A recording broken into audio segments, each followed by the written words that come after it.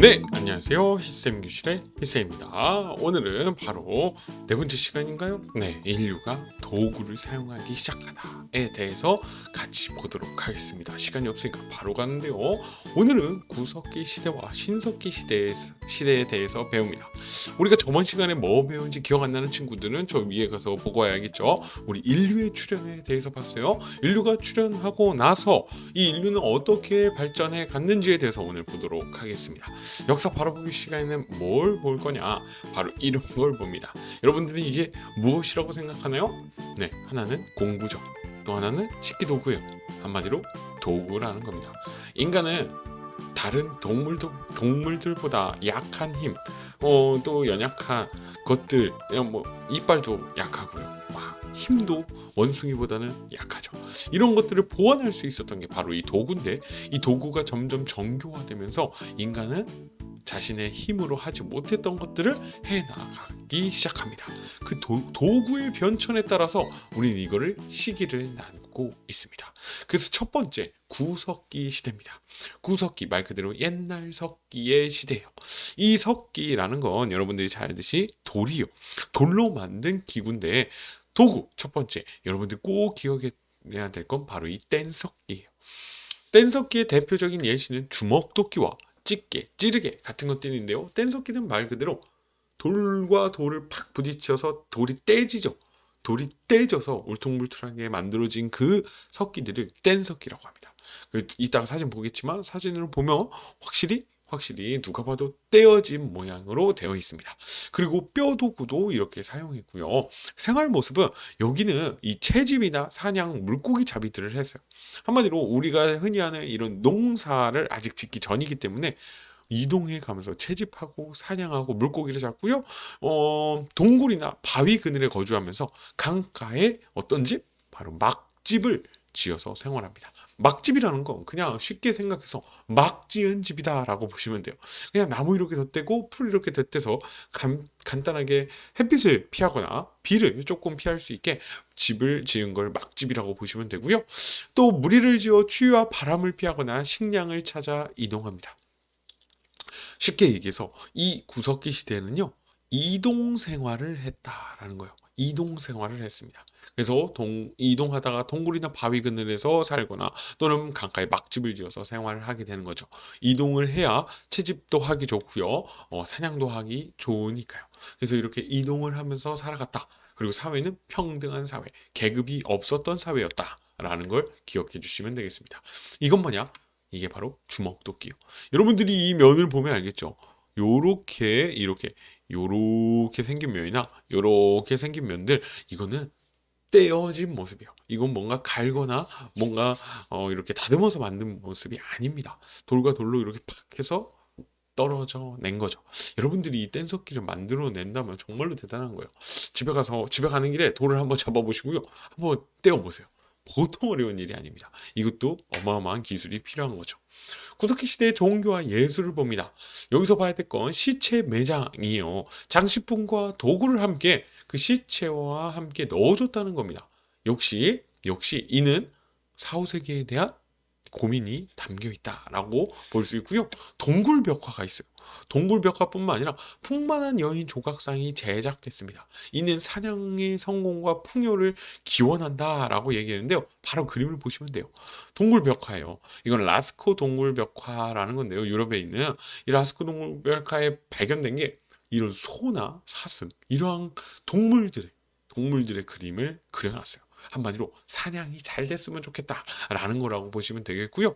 이거는 빈에 있어요. 오스트리아 빌렌도르프의 비너스라고 해요. 선생님이 직접 봤는데요. 크기는 한 손바닥만 합니다. 손바닥만한 이 조각상이라고 하죠. 이거는 구석기 시대에 만들어진 거고, 풍만, 그러니까 다산 이런 걸 상징하지 않을까라고 추정하고 있어요. 여인의 풍만한 모습을 만들어 놨기 때문에 그렇게 본 것 같습니다. 그리고 구석기를 지나 신석기 시대로 갈 건데요. 이 신석기 시대와 구석기 시대를 생각해 보면 구석기 시대가 훨씬 길어요. 우리 인류 역사상 대부분이 구석기 시대였고요. 약 1만 년 전 빙하기가 끝나고 기후가 따뜻해지면서 이제 오늘날과 유사한 자연 환경이 형성되게 됩니다. 여러분들이 지금 살고 있는 이러한 자연 환경이요. 그러면서 여러분들 구석기 시대와는 다르게 빙하기 시대와는 다르게 사슴과 같은 작은 동물들이 증가하게 되는 게 이 자연적인 환경이었어요. 이러면서 신석기가 도래하게 되는데요. 이 신석기는 바로 간석기라는 걸 사용했어요. 아까는 뗀석기라고 했죠. 이번엔 간석기, 말 그대로 갈아서 만든 석기예요. 환경의 변화에 맞추어 돌을 갈아서 만든 도구를 사용했습니다. 그래서 돌을 갈아서 삽이나 돌보습, 돌낫, 갈판 이런 것들을 만들고, 역시 무기도 갈아서 만들죠. 아까 그 작은 동물들이 왜 등장했냐? 바로 이 작은 동물들을 잡으려면 빨라야 되거든요. 빠르거나 아니면 무기를 잘 활용해야 돼요. 그걸 잠깐 생각하면서 가봅시다. 그리고 토기를 만듭니다. 음식을 조리하거나 식량을 저장하기 위해 대표적인 빗살무늬 토기 같은 것들이 출토되게 되는데요. 토기라는 건 음식을 조리하거나 저장한다라는 것의 의미가 큽니다. 이게 무엇을 의미하는지 조금 이따가 다시 볼 거예요. 그리고 세 번째, 가락바퀴 뼈바늘은 의복이나 그물을 제작해요. 말 그대로 바늘이죠. 이런 걸 통해서 옷을 만들고 그물을 제작했다. 한마디로 도구가 더 정교화되고 복잡해졌다는 걸 의미합니다. 여러분들이 보는 이 토기는 그 유명한 빗살무늬 토기인데요. 말 그대로 빗살무늬로 그어져 있어서 빗살무늬 토기라고 부릅니다. 그리고 정말로 중요한 건 바로 이건데, 여긴 별표를 칠 거예요. 신석기 시대의 특징은 농경과 목축이 시작됐다는 겁니다. 농경과 목축의 시작이 뭐냐? 조나 기장 등을 재배하는 농경 생활이 시작해요. 여러분들이 흔히 먹는 밀가루를 만드는 그 밀이나 아니면 여러분들 쌀밥을 짓게 하는 그 벼를 재배하는 데는 조금 힘들었던 것 같아요. 초기 밀이나 초기의 벼 정도는 자연스럽게 하지만 이걸 농사 짓기는 쉽지 않습니다. 그래서 조나 기장 등으로 시작했던 것 같아. 이런 걸로 이제 농경 생활을 시작하고요. 짐승을 기르는 목축이 이루어져요. 야, 밖에 막 돌아다니던 사냥하던 그 짐승을 우리 안에 가두어서 기르면서 언제든 잡아먹을 수 있게 되는 거죠. 이런 걸 뭐라고 하냐? 신석기 혁명이라고 합니다. 혁명이에요. 급격하게 변화되는 걸 이야기하거든요. 신석기에 인류의 생활이 급격하게 어마어마하게 변화가 됩니다.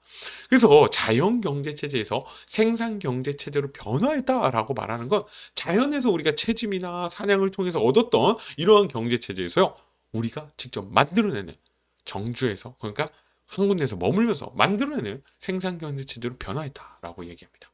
그리고 사회는요, 부족사회예요. 같은 핏줄이 모여 시족을 형성해요. 그리고 다른 시족과 혼인을 통해 부족사회를 형성한다. 쉽게 말해서 가족, 그리고 친척 단위에서 이 친척 단위들끼리 결혼해서 더 큰 하나의 마을 부족 사회를 형성했고요. 아직까지는 평등 사회입니다. 지배계층과 피지배 계급이 뚜렷하게 나누어 있지 않았다라는 게 신석기 시대의 특징이에요. 그리고 종교와 생활을 보자면요, 이 신석기 시대 들어서 애니미즘이나 토테미즘 같은 종교들이 나타나게 되는데, 애니미즘은 태양과 달, 이런 자연물에 영혼이 있다, 자연물을 숭배하는 걸 애니미즘이라고 얘기하고요. 토테미즘은 특정 동물을 숭배합니다. 예를 들어서 여러분들 당군 신화에 보면 곰과 호랑이 이런 게 나오죠. 곰을 믿는 부족, 호랑이를 믿는 부족, 이런 거를 보시면 돼요. 이런 게 바로 토테미즘이라고 보시면 되고요. 그리고 영혼을 숭배한다, 이런 것들이 있습니다. 뿐만 아니라 이제 생활에는 옷을 제작해, 아까 가락바퀴나 뼈바늘이 나왔죠. 이런 것으로 옷을 제작하고 금을 만든다고 했습니다. 그리고 동물의 뼈와 뿔, 조개 껍데기, 가면 등으로 치장하기까지 했다라는 걸 볼 수 있어요. 그래서 이게 바로 조개 껍데기 가면인데, 여러분들 이렇게 조개 껍데기에 구멍이 뚫려 있고 이 부분이 나와 있죠. 이런 것들이 치장하는 데 썼지 않았을까라고 추정합니다. 이렇게 선생님이 구석기와 신석기에 대해서 나눈 걸 이야기했습니다. 근데 여기서 선생님이 별표 쳤던 게 바로 신석기 혁명인데요. 농경의 시작이 인류의 삶을 긍정적으로 바꾼 것인가? 라는 질문을 던져보고 싶어요. 여러분들이 생각했을 때 농경의 시작이 인류의 삶을 긍정적으로 바꿨을까? 자신의 생각을 역시 잘 표현해 보시면 되겠습니다. 이야, 시간이 없어서 선생님 빠르게 갖고 있습니다. 구석기와 신석기 과연 어떤 특징이 있었고, 우리가 이제 이 부분에 대해서 어떻게 수업 시간에 풀어갈지 여러분들 고민하면서, 그리고 기대하는 마음으로 다음 수업 시간에 만났으면 좋겠습니다. 고생 많았어요. 안녕.